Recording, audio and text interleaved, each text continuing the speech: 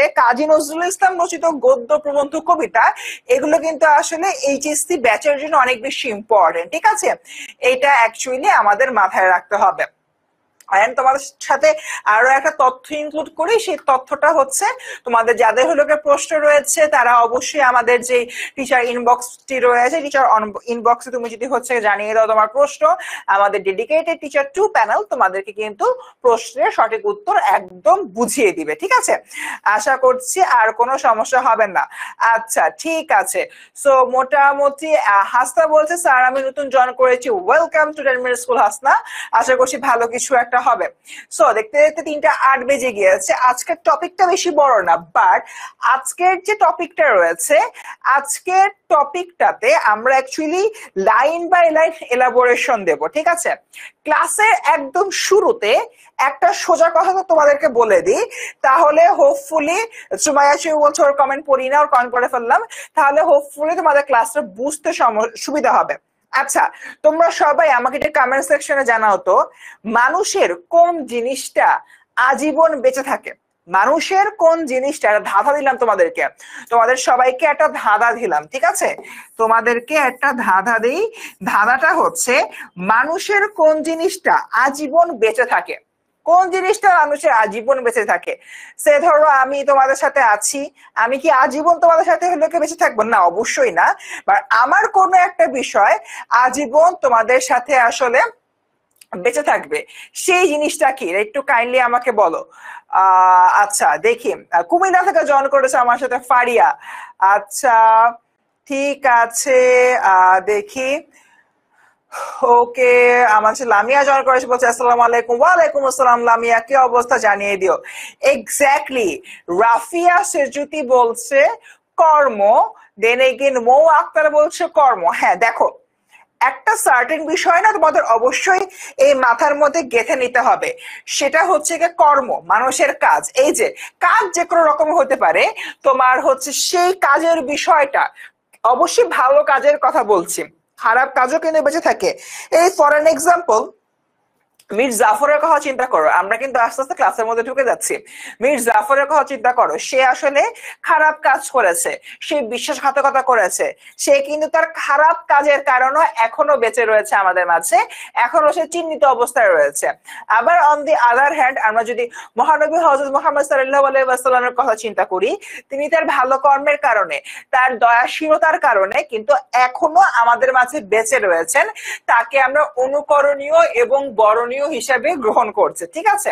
তার মানে মানুষের যে কর্মটা রয়েছে, মানুষ বেঁচে না থাকলেও মানুষের এই কর্মটা, মানুষের এই কাজগুলো আজীবন বেঁচে থাকবে। এই ধরো এই 4টার সময় আজকে আমাদের ক্লাসটা শুরু হলো, আজকে আমার ক্লাসটা তোমাদের খুব ভালো লাগলো, এই ক্লাসের ইফেক্টটা তোমাদের হয়তো পরীক্ষার হল পর্যন্ত থাকবে। হয়তো পরীক্ষার হলে গিয়ে আমি ক্লাসের মধ্যে এমন একটা কথা বলেছিলাম যেটার কারণে পরীক্ষার হলে তুমি একটা এমসিকিউ ভালো করে পেরে আসছো, ঠিক আছে?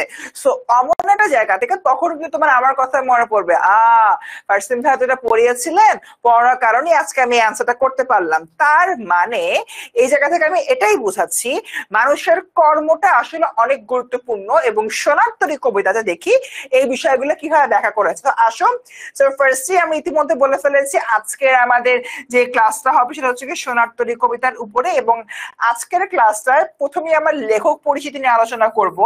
আমার লাস্ট ক্লাস অর্থাৎ আমার যে অপরিচিত ক্লাসটা ছিল, সেই ক্লাসে তোমাদের এন্ড থেকে একটা রিকোয়েস্ট এসেছিল যে মূল কবিতার আগে শব্দার্থগুলো পড়াতে, তো আজকে আমি আগেই শব্দার্থ পড়িয়ে দিচ্ছি, ঠিক আছে? এরপর আসবে মূল কবিতা, তারপর পাঠ পরিচিতি, এবং পাঠ পরিচিতির মধ্যে কিন্তু আমি তোমাদের অ্যাডমিশন রিলেটেড অনেকগুলো সাজেশন দিব, ঠিক আছে? তো তোমাদের দুঃখিত, তোমাদের যে দায়িত্বটা হবে, আমি যখন সাজেশন গুলো দেবো অবশ্যই খাতার মধ্যে লিখে ফেলবা, না হয় আমাদের যে বইটা রয়েছে বইয়ের মধ্যে দাগিয়ে ফেলবা। ওকে ডান, আগাই সামনের দিকে। সো ফার্স্টলি আমরা জানি আমাদের অ্যাপের কথা, নোটিস। নোটিস দেখে তোমাদের জন্য একটা কথা মনে পড়লো, আগামীকালকে কিন্তু তোমাদের জন্য একটা মজার জিনিস রয়েছে। আগামীকালকে তোমাদের সাথে একটা জুম সেশনে অ্যারেঞ্জ করা হয়েছে।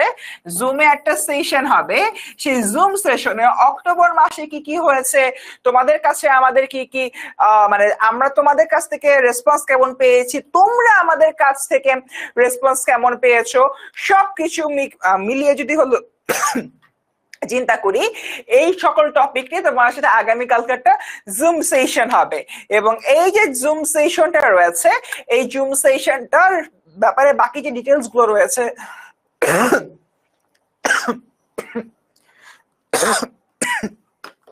শিক্ষার্থীরা আন্তরিকভাবে দুঃখিত, আমাকে একটা মিনিট সময় দাও।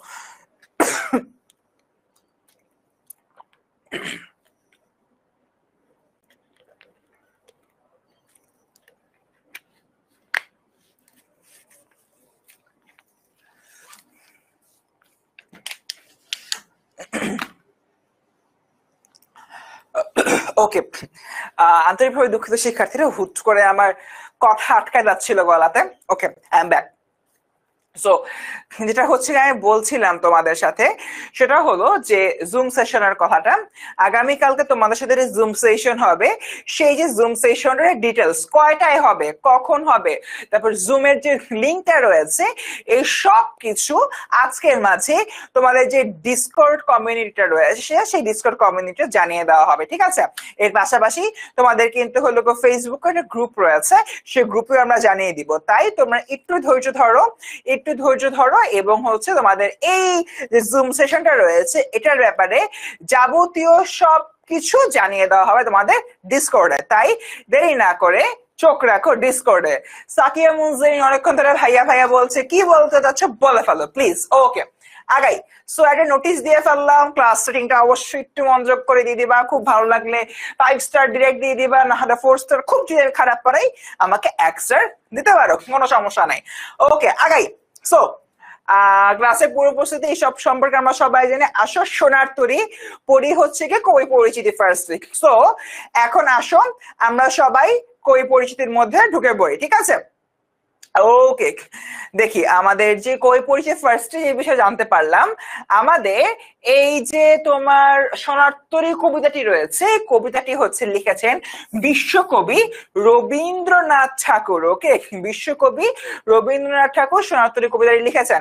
আধুনিক বাংলা কবিতার প্রাণ পুরুষ তিনি। 1861 খ্রিস্টাব্দের 7ই মে, 1861 খ্রিস্টাব্দের 7ই মে ভারতের কলকাতায় জন্মগ্রহণ করেন। তার সাহিত্য সাধনার এটি বৃহৎকাল বাংলা সাহিত্যের রবীন্দ্র যুগ নামে পরিচিত। এই যে এই জিনিসটা অ্যাডমিশনের জন্য ইম্পর্টেন্ট, যেগুলো অ্যাডমিশনের জন্য ইম্পর্টেন্ট ওইটার পাশে আমি ভাবি এডিএম লিখে দিব, ঠিক আছে? সো তোমাদের কিন্তু এই জায়গা থেকে অবশ্যই মাথায় রাখতে হবে এবং এই জায়গাগুলো তোমার দাগিয়ে ফেলতে হবে, ঠিক আছে? দেখো, সো তার সাহিত্য সাধনার একটি বৃহৎকাল কি যুগ নামে পরিচিত? রবীন্দ্র যুগ নামে পরিচিত। এটা অ্যাডমিশনে আসার মতো। এরপর